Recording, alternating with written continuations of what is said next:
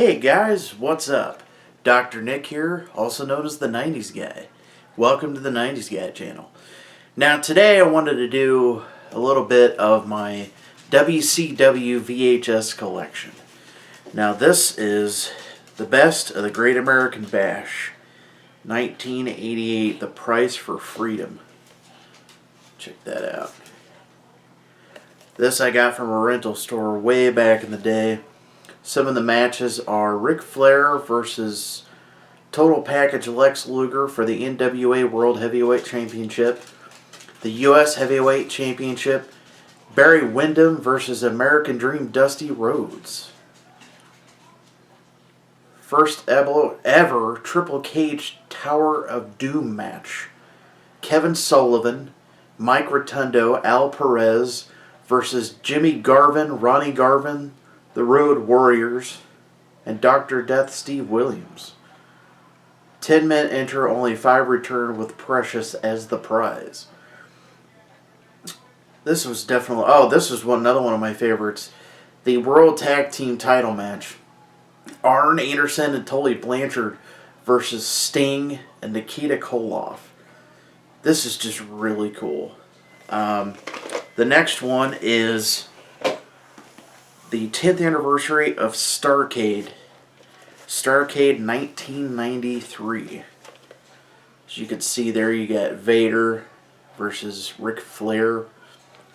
Also Sting versus Ravishing Rick Rude. This was sort of like a compilation. Lord Steven Regal, Ricky Steamboat, Dusty Rhodes. There's a lot of really good matches on this.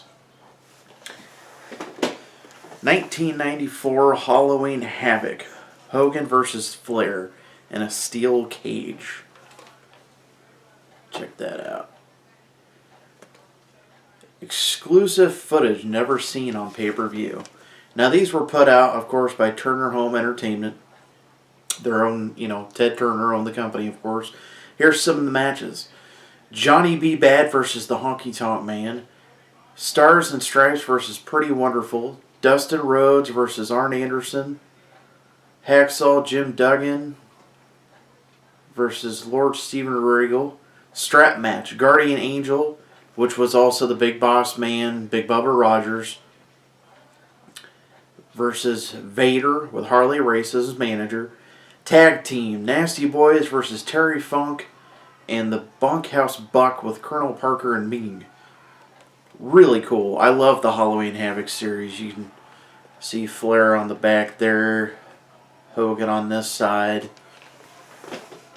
Super Brawl 5, 1995. Hulk Hogan versus Vader. Check that out right there. Vader and Hogan. See the back there. Hogan, Vader on that side. Some of the matches were Sting and the Macho Man versus Big Bubba and Avalanche. World Tag Team match, Nasty Boys versus Harlem Heat. Dustin Rhodes versus Blacktop Bully. Dave Sullivan versus Kevin Sullivan. Hacksaw Jim Duggan versus Bunkhouse Buck with Colonel Parker and me. Alex Wright versus Paul Roma. A lot of people give these early WCW pay-per-views a lot of crap. They were very cartoony and, they weren't pushing the right guys and all this kind of stuff. And then here's another one of my favorites. Bash at the Beach, 1996. You got Lex Luger and Macho Man on the front. And then you got Sting on the back there in the match listing. Randy Savage, Sting, and Lex Luger versus Kevin Nash and Scott Hall, and a surprise appearance by Hulk Hogan. This is when the NWO formed. The Giant and Taskmaster with Jimmy Hart versus Arn Anderson and Chris Benoit. 4-man dog collar match. Public Enemy versus the Nasty Boys. Disco Inferno versus Dean Malenko. Lord of the Ring match. Hacksaw Jim Duggan versus Diamond Dallas Page. Here's the cover again. In all honesty, Hacksaw Jim Duggan got a lot more opportunities in WCW than he ever did in the WWF. I mean, he was a huge star, but he actually held a title. He held the United States Championship in WCW. A lot of guys who, at least in my opinion, Diamond Dallas Page, he had his little run in WWE, but his run in WCW was just fantastic. His matches with Randy Savage are legendary. Some of the other guys who I would consider to have a better WCW run would be like Benoit. I mean, don't get me wrong, Benoit had awesome matches in WWE, but he had a lot of really good matches in WCW as well. I forgot about this one. The U.S. title match, Conan versus Ric Flair. Now, I liked Hogan when he came to WCW. I'm actually a big fan of WCW in the early 90s, all the way until about 96, 97, something like that. I love the early 90s WCW. It was perfect. Bright colors, goofy gimmicks. It's not always the best stories, but it was still very entertaining to me. I mean, I grew up with it. A lot of people look at it now and they go, wow, this is not really good. But, like I said, these pay-per-views, I mean, I only have, let's see here, 5 WCW pay-per-views on VHS. These were, I purchased these at video stores after they closed.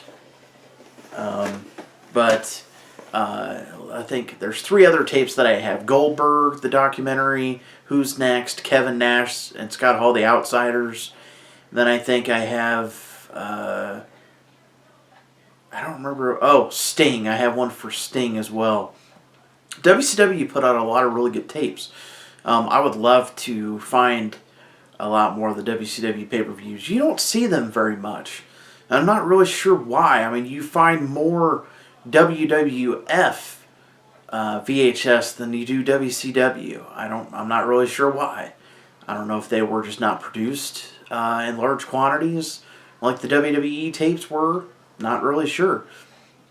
But thanks to the WWE Network, we're able to watch all the WCW pay-per-views, which is exactly what I'm doing tonight in the other room. I'm actually watching early WCW pay-per-views on New Year's Eve. So, for those who have already celebrated New Year's, Happy New Year. For those who haven't yet, I hope 2017 is really good for you. Like this video, hit the subscribe button down below, and I'll see y'all later.